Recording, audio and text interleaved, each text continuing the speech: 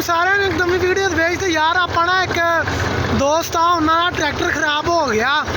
मैं कहा यार छोटा ही ले चलिए, महंगाई बड़ी हो गई आ, 350 रुपये का तेल हो गया आप। तो इस वजह तो आप छोटा ही ट्रैक्टर लै चले रोजिया तो महीने का सेहत दीदा देख लो अवतारी दियाँ चेक करो। और अंकल जी की हाल ने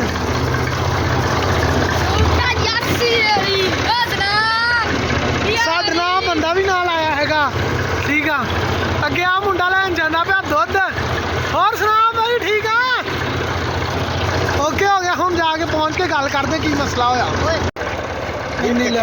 बंद हो गया जी आ ट्रैक्टर आ मामू हुणां दा 640 इनू कोई मसला बन गया लिफ्टी पंप नूं ते लैके चलते आपां।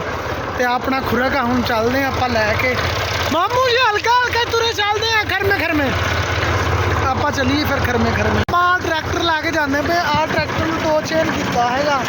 ठीक है तो आ अपना मुंडा अपने नाल है तुहानूं पता चिट्टा सोहना सनखा। आ मैं देख लो हल चेक करो भाई चेक करो की हालत बनी हुई है। ठीक है तो सीधे आप पिंड जावांगे। ठीक है लैके ट्रैक्टर में तकरीबन अद्धे को राह पहुँच चले आप।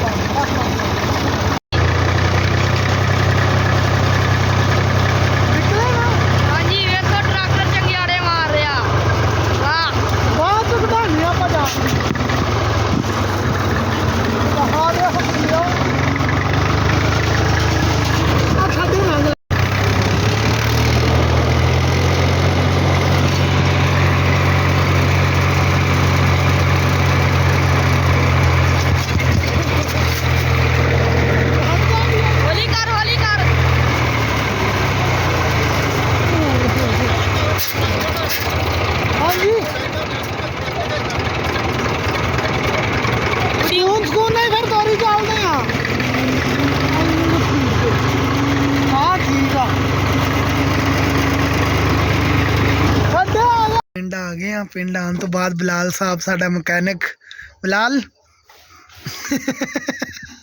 सगों लोग गया उधर तो दिखा नहीं तेरी तस्वीर में लैके आंदा। आ डीजल पंप दे विच तेल नहीं हैगा सी